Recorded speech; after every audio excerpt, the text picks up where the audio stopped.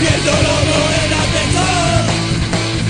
Tokuj się nie mamy, ringów na palcach. Tokuj się nie gramy, po budziach do tańca. Tokuj się walimy, albo a nie drinki. Że mamy ciary i znamy wszystkie cichy. Viendo lobo en la mesa. Salut à toutes et à tous. Aujourd'hui, j'interviewe Mario qui, entre autres projets, a créé une page Instagram dédiée à la scène punk de l'ex-URSS. Et sa page s'appelle Punk Behind the Iron Curtain. Bon, on a eu des petits problèmes techniques au départ, mais on reprend. Donc, rebonjour Mario, et s'il te plaît, parle-nous un peu de toi, d'où tu viens, où tu vis aujourd'hui. So hello, I'm Mario. I'm from Slovakia. I'm born there in the Slovakia, and I just grew up there. And I went to the school. And when I finished the school, so I went to the UK to work. Yeah, and that was 12 years ago. So and I remember I just say like I'm going for a UK only for 1 year, and I will keep it here for 1 year, and then I'm here exactly 12 years. Yeah, so it was like. Like the test, I want to be only for test here for 1 year. Bonjour, je m'appelle Mario, je suis né en Slovaquie et j'ai grandi là-bas. Quand j'ai terminé mes études, je suis allé aux États-Unis pour travailler il y a environ 12 ans de cela. Je me souviens que je me disais, je pars au Royaume-Uni, mais j'y resterai seulement pendant 1 an, juste pour voir. Et puis au final, je suis toujours là. 12 ans après, et je m'y sens bien. Je m'y sens bien parce que le niveau de vie est différent quand on est dans la partie occidentale de l'Europe ou qu'on vit dans la partie orientale de l'Europe. Et la scène punk aussi est vraiment différente entre Est et Ouest. Mais bon, on parlera après de la différence entre les deux scènes. Alors, le morceau que j'ai choisi, c'est un titre de Tchécoslovaquie. Cela s'appelle HNF, Hervojde Nové Fronti, Héros du Nouveau Front. Et la chanson s'appelle Dům na demolici, Maison à détruire. Et c'est vraiment du punk bien agressif, donc c'est vraiment très fort. Cette chanson a été enregistrée en 87 ou en 88. À la fin des années 80, il y a eu la perestroïka et les groupes ont pu jouer plus librement. Ce titre a même été enregistré live dans un bâtiment officiellement communiste. C'est ce qu'on appelle la démolition de haut niveau. Avant ça, ce genre de groupe et de concerts étaient illégaux.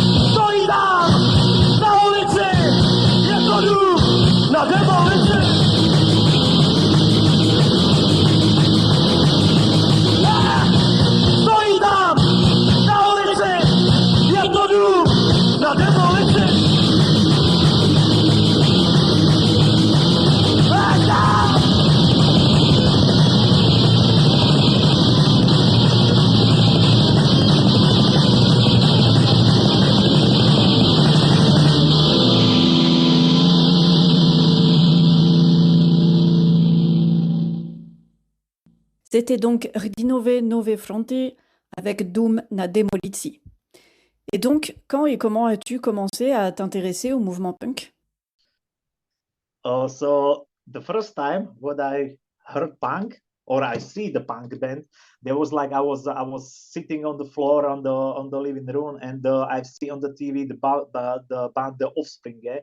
And one Slovak band Horky Slíže, and there was like different kind of music what I was listening before, because before I was listening rock music, pop music, yeah? And I was still like 12 years old, 11 years old, yeah?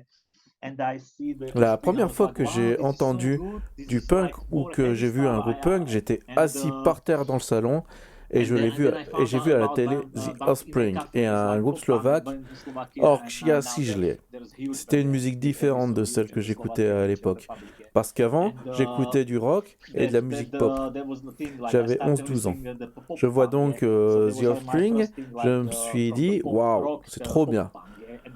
C'est un truc plus lourd. Puis j'ai découvert Eniac Café, un groupe pop-punk de Slovaquie. Maintenant, c'est un groupe énorme. Ce groupe est tellement important en Slovaquie et en République tchèque. Je me souviens que je suis allé à leur concert et c'était tellement cool. Il y avait du pogo, les gens sautaient, bougeaient. Puis, je me souviens que j'étais à l'école. Pendant la pause déjeuner, j'ai vu des gars traîner au portail avec des vêtements bizarres, des coupes de cheveux bizarres. Je suis allé vers eux, je leur ai demandé qui ils étaient, d'où ils venaient, et ils me disent « Nous sommes des punks de l'autre village ». J'ai commencé à être plus intéressé par cette musique parce qu'il y avait quelque chose de différent de ce que j'avais vu auparavant. Alors, je leur ai demandé des cassettes et ils m'en ont acheté. Et il y avait des classiques comme les Sex Pistols, les Ramos et plein de groupes punk tchécoslovaques et j'ai adoré. Donc je me suis tourné vers le punk 77, le hardcore, le crust et tout genre de choses. I found it on the internet and on the YouTube, and it shows it probably the first East European punk song, yeah? And I was surprised because le prochain morceau que je vais vous passer, c'est Leptir Šipak. J'ai découvert ce titre sur YouTube. Il s'agit probablement d'une des premières chansons punk d'Europe de l'Est. J'ai été surpris parce que je pensais que le premier groupe punk d'Europe de l'Est, c'était plutôt Paraf de Croatie ou Punkrati de Slovénie. Et donc j'ai été surpris quand j'ai découvert Leptir, aussi d'ex-Yougoslavie. Le titre c'est Šipak, ça veut dire grenade en français, et il date de 1976. C'est donc au même moment que le punk venait d'exploser au Royaume-Uni et en Amérique. Le groupe venait de ce qui est maintenant la Bosnie-Herzégovine.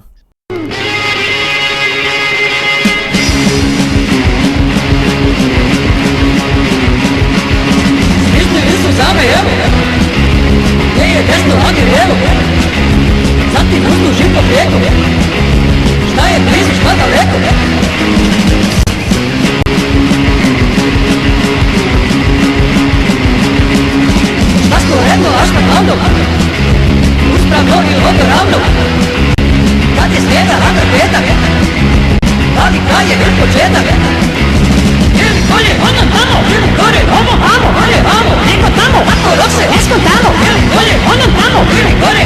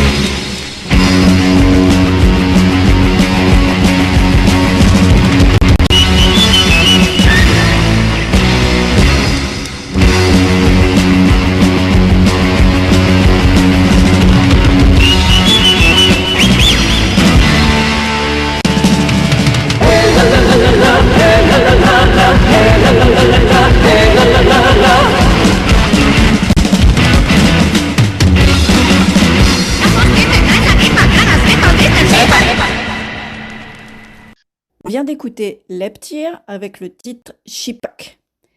Et qu'est-ce qui t'a motivé, Mario, à créer la page Punk Behind the Iron Curtain?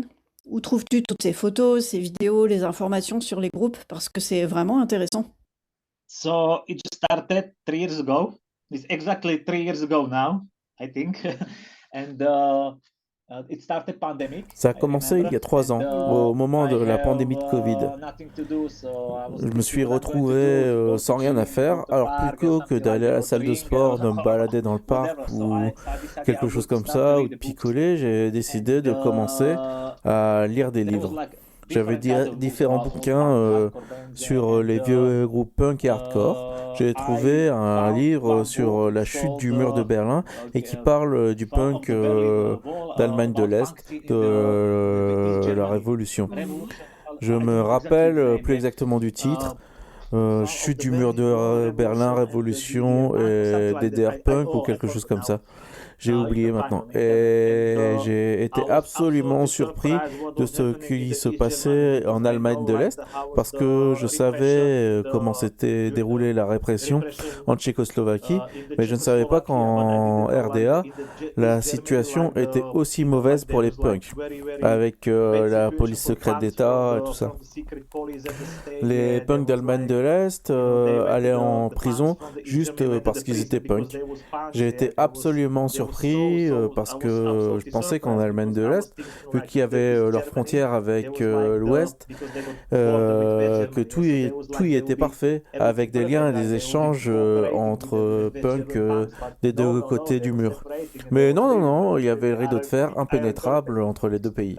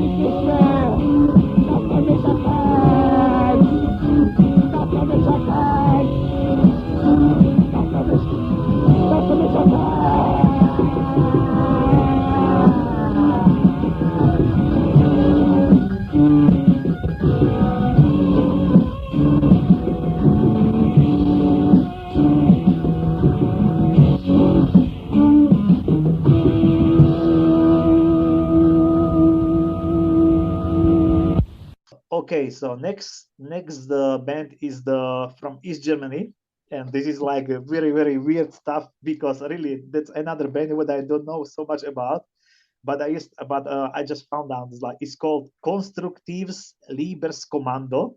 Okay. Yeah, Konstruktive Liebeskommando, and this band is so weird because they're playing like Ce groupe vient d'Allemagne de l'Est et c'est assez bizarre parce que bon, je ne connais pas encore bien car je viens de le découvrir. Je trouve que ce groupe est assez différent. C'est du post-punk très très sombre. Ils utilisent pas mal d'instruments étranges et parfois difficiles à distinguer. Cette chanson est vraiment comme vous pouvez ressentir le dépit de la situation des gens en Allemagne de l'Est quand vous l'écoutez. Je viens aussi de découvrir que le groupe vient d'Erfurt, où il y avait un autre groupe très très célèbre, c'est Shame Came. Des membres de Konstruktive Liebeskommando qu'on vient d'écouter sont ensuite allés dans Shame Came lorsqu'ils se sont séparés en 84.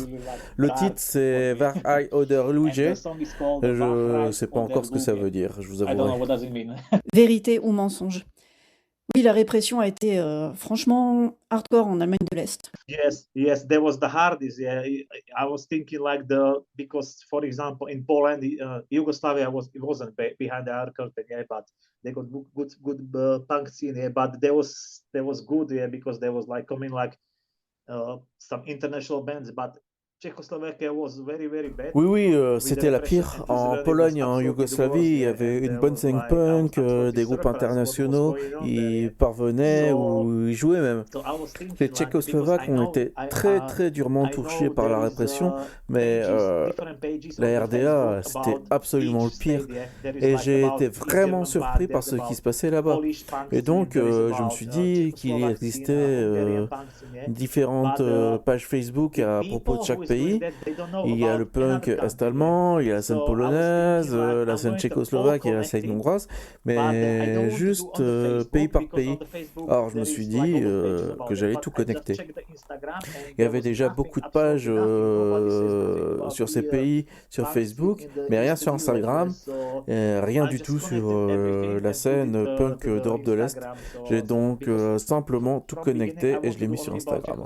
Au départ, je voulais parler uniquement de la Tchécoslovaquie, mais au final, j'ai décidé de parler de tout l'ex-bloc soviétique, même si je ne connaissais pas grand-chose sur les scènes de l'Allemagne de l'Est ou encore de la Bulgarie, par exemple.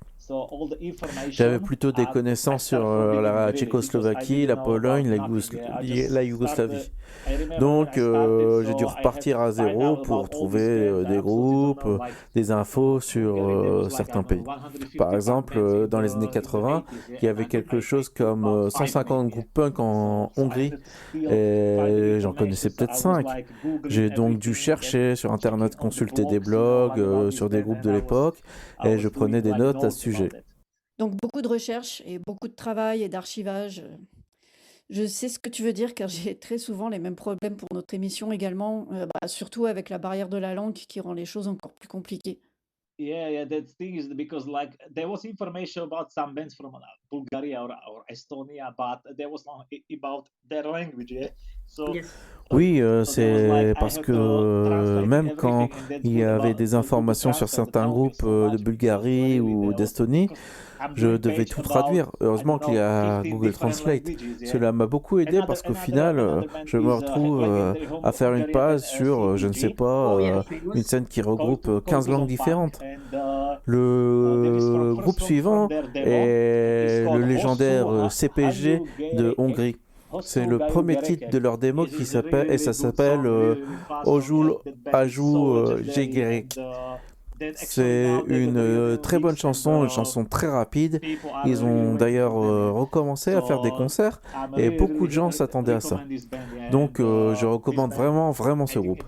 À l'époque, en 83, après leur dernier concert, ils sont allés à prison à cause des autorités communistes.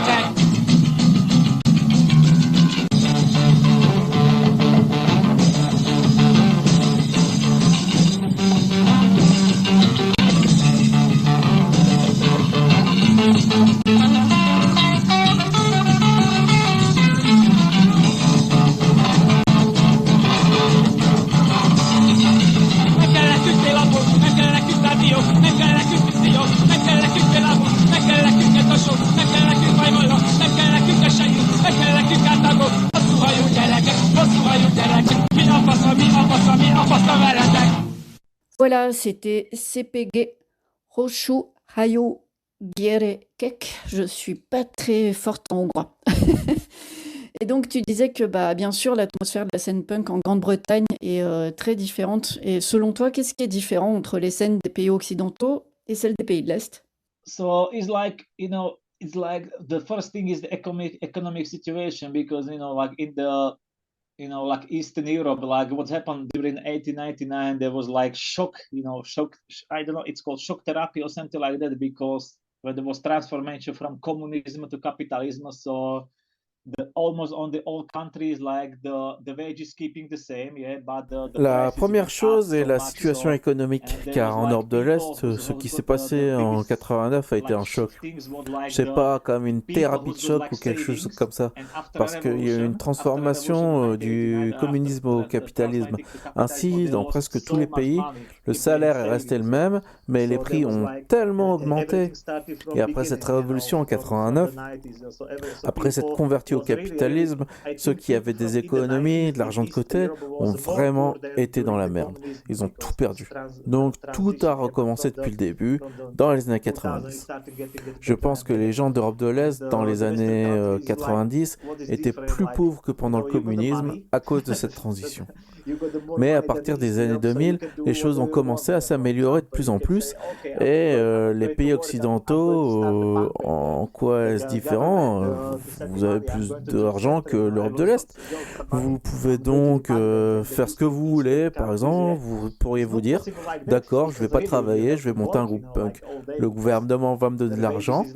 Dans les pays de l'Est, ça n'est pas possible parce qu'il faut travailler toute la journée, parce que les salaires sont 2 fois inférieurs à ceux d'Europe, des pays occidentaux. Donc la scène punk, vraiment, je ne sais pas ce que je pourrais dire, mais elle est différente. Les gens pensent à des choses différentes, ont d'autres priorités. Je me souviens aussi que nous avions de gros problèmes avec les nazis dans les années 90, mais ils ont été expulsés de la scène. En Slovaquie, par exemple, depuis peut-être 10 ans, les choses ont commencé à aller mieux, de mieux en mieux, mais il y a toujours un problème. Je me souviens, quand j'ai commencé à aller au concert, il y avait des nazis qui nous attendaient, donc c'était vraiment merdique.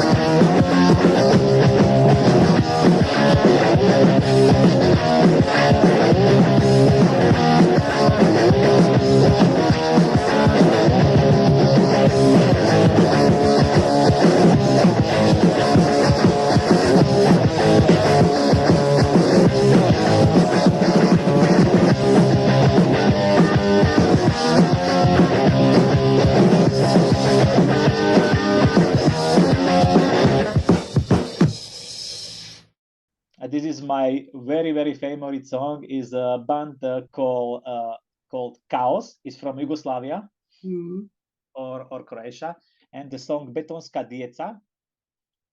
C'est ma chanson préférée du groupe Chaos, un groupe yougoslave de Croatie. Le titre, c'est Betonska Djeca. Il est très connu. C'est tiré de leur démo de 81.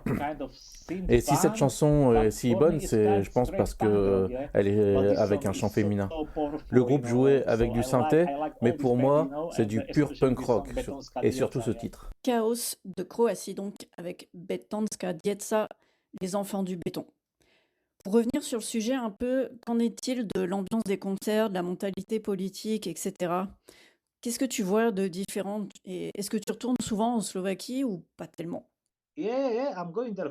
Oui, j'y vais tout le temps en vacances, contrairement à beaucoup de gens ici, de Grande-Bretagne, ou les Polonais et tout ça, qui vont en Espagne ou dans le sud pour les vacances. Moi, je préfère aller en Slovaquie parce que j'aime vraiment y aller. Et il y a toujours une bonne scène punk là-bas. Les gens en profitent vraiment. Les concerts sont plus sauvages. Je me souviens quand j'ai commencé ici au Royaume-Uni à aller au concert.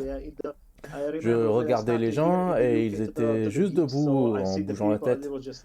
Ils étaient juste debout et ils ne faisaient rien. Et quand certains groupes viennent, par exemple des États-Unis, on pourrait penser qu'ils se disent « Waouh, un groupe américain est venu jusqu'ici » et donc qu'ils apprécieraient vraiment. Je me souviens d'un concert ici au Royaume-Uni et d'un groupe du Brésil et ils m'ont demandé d'où je venais. Je leur ai dit, je viens de Slovaquie. Oh, tu viens de Slovaquie? On a joué là-bas. La foule était incroyable. C'était tellement sauvage. Je suis d'accord avec toi et c'est pour ça que j'aime vraiment aller dans les pays de l'Est parce que bah ouais, pendant les concerts, c'est plus vivant. En Europe de l'Ouest, c'est très souvent blasé. Yes. But I said it's not bad, because I like the scene in the UK, yeah. But in the East, it's different. Like I don't know how to explain. It's different. People is thinking different. Oui. J'aime aussi la scène punk, mais à l'Est, c'est différent. Je ne sais pas comment l'expliquer. Ce sont des gens différents, c'est pensé différemment. En Europe de l'Est, la scène punk est toujours forte et très fidèle au principe du DIY. Je dirais qu'en Europe de l'Est, en Amérique du Sud ou en Asie du Sud-Ouest, ils croient à la scène DIY et au punk rock. En Occident, on peut plus facilement gagner sa vie en étant un groupe punk. Mais dans l'Est, peut-être 1% des groupes peuvent vivre de la musique punk. On va finir avec Moskva. Quel titre as-tu choisi? The next song is the Polish band Moskva. If you know, I think a lot of people know Moskva. Yeah. It's like Moskva is truly the Polish version. La chanson suivante est une chanson du groupe polonais Moskva. Je pense que beaucoup de gens connaissent ce groupe. C'est un peu la version polonaise de Discharge. En tout cas, si on me demandait un groupe polonais similaire à Discharge, je répondrais Moskva. Ils ont commencé en 83 et c'était un groupe très brutal musicalement pour l'époque. J'ai choisi le titre Światło Atowe, enregistré au festival de Jarocin en 84. Ouais, le Jarocin Festival, c'est incroyable qu'ils aient autorisé quelque chose comme ça quand on y pense. Yeah, because I said like before, like I said like in the Poland the situation was more softly, so yeah. There was not possibility to do some record, to go to the record company, release some record, But there was good, really like opportunity to go to this festival. Ouais, comme je disais, en Pologne, la situation était plus soft. Alors certes, il n'y avait pas de possibilité d'enregistrer un disque, d'aller chez une maison de disques et de le sortir, mais il y avait vraiment de bonnes opportunités d'aller jouer à ce festival par contre. Et en plus, on y trouvait vraiment un bon équipement pour jouer. Donc les groupes jouaient dans ce festival assez européen et les gens y enregistraient la musique sur cassette. Puis les membres sortaient et échangeaient différentes cassettes d'enregistrement live de tous les groupes. Et donc Moskva et le titre Światło Atowe, Lumière atomique, un titre très anti-guerre. Ok, bah, cette interview se termine donc avec Światło Atomowe de Moskva. Merci à toi Mario, salut à tous et à toutes et on se retrouve la semaine prochaine pour un nouvel épisode d'Al Ouest Rien de Nouveau. Hey! Cześć wszystkie załogi! Gdański Toruń! Na początek światło.